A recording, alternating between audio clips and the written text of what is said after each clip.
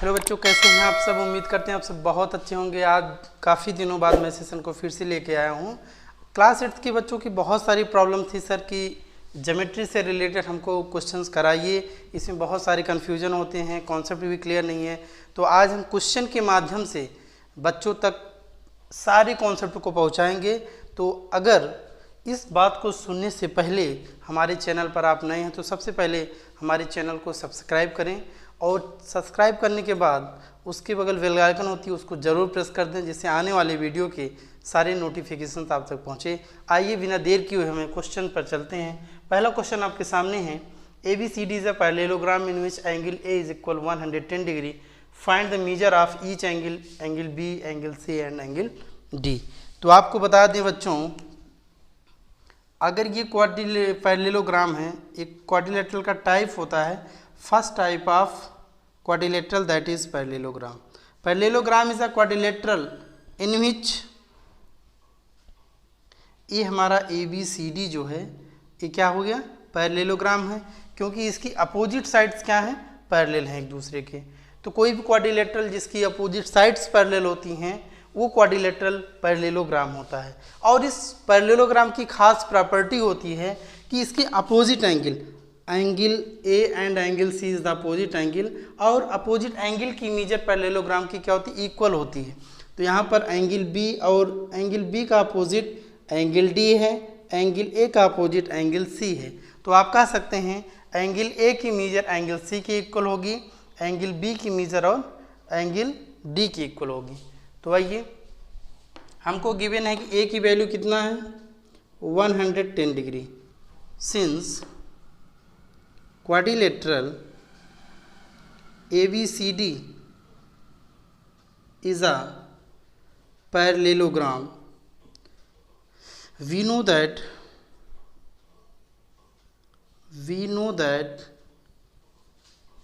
opposite angles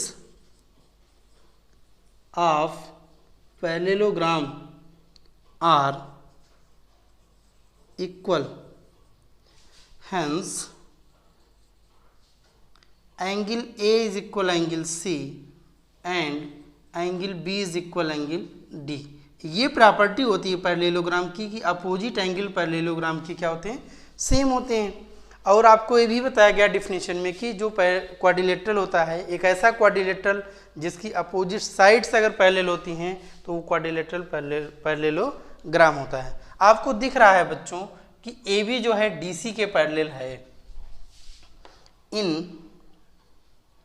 parallelogram ABCD DC parallel AB, तो आप कह सकते हैं angle A and angle D are the adjacent angle, और एडजेसेंट पैरेललोग्राम के एडजेसेंट एंगल का सम 180 डिग्री होता है। Since angle A plus angle D is equal 180 degree, sum of adjacent angle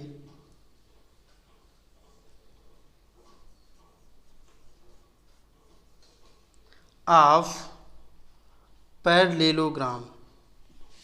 तो यहाँ पर A की वैल्यू है 110 degree plus angle D is equal 180 degree. 110 degree को हम RHS में ट्रांसफ़र करेंगे तो मिलेगा angle D is equal 180 minus 110 degree that is 70 degree. तो आपको बताया गया कि एंगल A अगर पता है तो एंगल C की भी मेजर वही होगी, एंगल B पता है तो एंगल D की भी वही मेजर होगी। तो हम कह सकते हैं angle A is equal angle C is equal 110 degree. Parallelogram ABCD में इसकी वैल्यू 110 डिग्री होगी, और अभी मैंने D की वैल्यू निकाली है और यहाँ पर 70 डिग्री, तो हम कह सकते हैं एंगल B की भी वैल्यू क्या होगी, 70 degree. And angle B is equal angle D is equal 70 degree.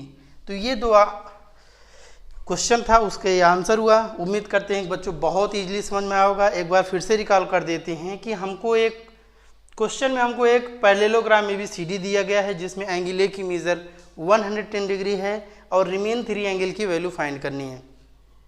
आपको पता है कि पैरेललोग्राम में अपोजिट साइड्स पैरेलल होती हैं, तो यहाँ DC पैरेलल AB है और DA जो है ये ट्रांसवर्सल का काम करेगी, तो इन टू एडजेसेंट एंगल का सम 180 होता है। यहाँ से हम वैल्यू D की फाइंड करेंगे और D इज इक्वल V होता है, क्योंकि पैरेललोग्राम में अपोजिट एंगल इक्वल होते हैं, तो V is equal D is equal 70 degree, A is equal C is equal 110 degree.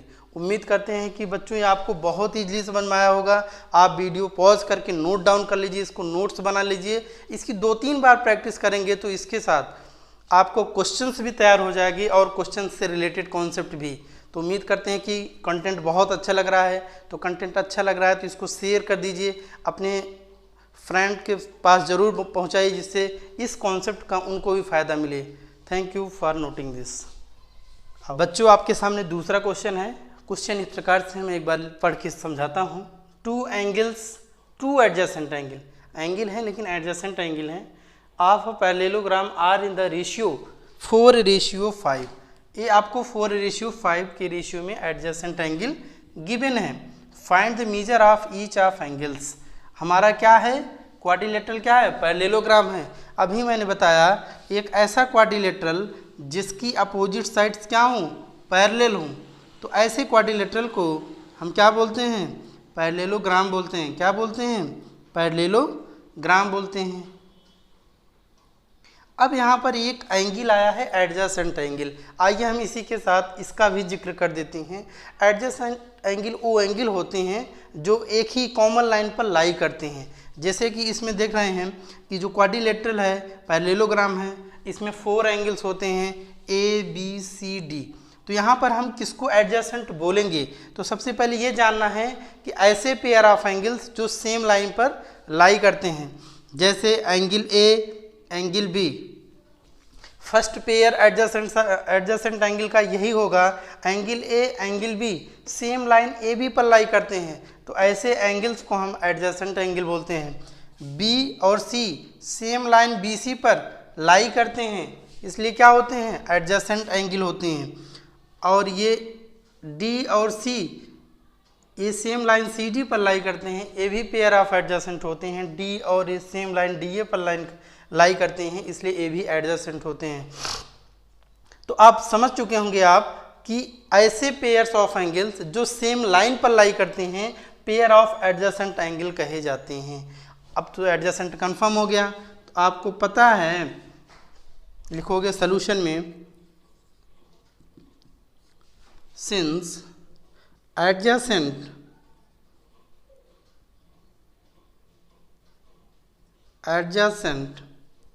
angles of parallelogram is equal 4:5। यहाँ पर कोई भी हम पेयर ले लेते हैं, क्योंकि चारों पेयर तो क्या होते हैं, एक ही जैसे होते हैं। तो यहाँ पर हम लिख सकते हैं angle A ratio angle D, that is 4:5 implies that angle A is equal 4x degree and angle D is equal 5x degree. तो ये क्या हो गया, ये 4x हो गया और ये कितना हो गया, 5x हो गया। हमको ये भी पता है किसी भी पैरेललोग्राम में अपोजिट एंगल की मेजर भी क्या होती है, इक्वल होती है। इसको भी हम 4x कर देंगे और इसको भी क्या कर देंगे, 5x। अब आते हैं हम कॉन्सेप्ट पे। यहाँ पर तो एंगल रेशियो के फॉर्म में था, तो सेपरेशन पता चल गया कि इसमें फर्स्ट एंगल क्या 4x degree, second angle 5x degree और पैरेललोग्राम के। अब इसमें क्या था कि आपको पता हो गया कि B और D अपोजिट एंगल हैं, इनकी मेजर सेम होगी तो 5x होंगे। A और C अपोजिट एंगल है तो इनकी मेजर 4x है, ये भी सेम होंगे। अब हमको x की वैल्यू अगर पता चल जाए तो सारे एंगल्स पैरेललोग्राम के पता चल जाएंगे। तो हमको एक कॉन्सेप्ट पता है, we know that sum of adjacent angle A plus angle D is equal 180, means sum of adjacent angles are supplementary। ये कॉन्सेप्ट होता है। तो A की वैल्यू क्या है, 4x है, 4x डिग्री प्लस D की वैल्यू क्या है, 5x degree is equal 180 degree. यहाँ पर आता है नेक्स्ट स्टेप में 9x degree is equal 180 degree. 9 से डिवाइड कर देंगे 180 को तो मिलेगा 20 डिग्री। x की वैल्यू क्या आ गई, 20 डिग्री। और यही अभी मैंने बताया था कि अगर इन चारों में अगर हमको x की वैल्यू पता चल जाती है तो ए बी सी डी चारों एंगल की वैल्यू हमको पता चल जाएगी। Hence angle A is equal angle C, that is 4x, means you can say 4 into 20 degree, that is 80 degree. Angle B is equal angle D, that is 5x degree, that is 5 into 20 degree, और ये हो जाएगा 100 degree. तो आपका जो angles आया है इसमें 2 एंगल्स 80 डिग्री आएंगे और 2 एंगल्स इसमें 100 डिग्री आएगा। तो उम्मीद करते हैं कि बच्चों ये भी क्वेश्चन बहुत ईजिली समझ में आया होगा। क्वेश्चन के साथ साथ आपका कॉन्सेप्ट भी क्लियर हो रहा है, क्योंकि इसमें जितने भी वर्डिंग आ रही हैं सबको मैं डिफाइन कर रहा हूँ, इसका मीन्स क्या होता है, इससे बेहतर क्या पढ़ाया जाए। तो अगर आप इसका नोट्स बना लेंगे, इसको पॉज करके नोट डाउन कर लेंगे, 2-3 बार प्रैक्टिस करेंगे तो ज्योमेट्री पर आपकी अच्छी कमांड हो जाएगी और एग्ज़ाम में अच्छे से इसको हैंडल कर पाएंगे। तो आप इसको नोट कर लीजिए, फिर हम अगले क्वेश्चन की ओर बढ़ते हैं। Please note down it. बच्चों आपके सामने नेक्स्ट क्वेश्चन ये है कि ABCD is a parallelogram. ABCD एक क्वाड्रिलेटरल है और एक क्वाड्रिलेटरल में पैरेललोग्राम है। AO and BO are the bisector of angle A and angle B respectively. Prove that angle AOB is equal 90 degree. आइए समझाने का प्रयास। ये आपका पैरेललोग्राम है। क्या है? Parallelogram ABCD।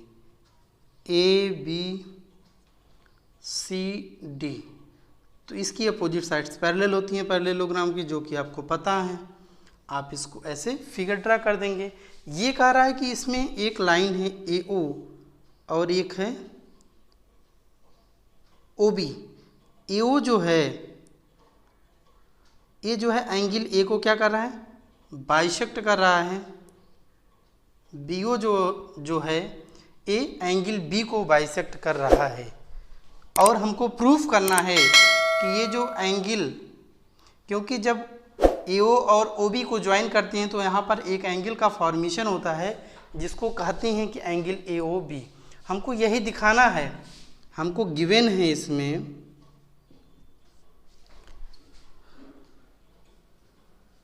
Quadrilateral ABCD is a parallelogram and in which OA and OB are bisector of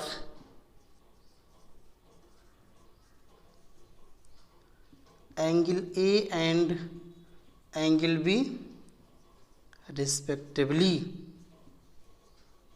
और हमको इसमें प्रूफ करना है, to prove angle AOB is equal 90 degree. Okay, आइए हम प्रूफ में आपको समझाते हैं कि एक स्टेप, और इसको खूब अच्छे से समझिएगा। ये बहुत ही प्यारा, बहुत ही इम्पोर्टेंट क्वेश्चन है। इस टाइप के क्वेश्चन को हम बोलते हैं hots high order thinking skill question. अगर ऐसे बच्चे क्लास 8 के क्वेश्चन कर लेते हैं तो ऐसे कॉन्सेप्ट बहुत ही बेहतरीन क्लियर होता है। और ये कॉन्सेप्ट जब क्लियर होता है तो क्लास 9th और 10th में भी इसका फ़ायदा बच्चों को मिलता है। तो आइए लिखेंगे, सिंस AD पैरेलल BC इन parallelogram ABCD AD parallel BC।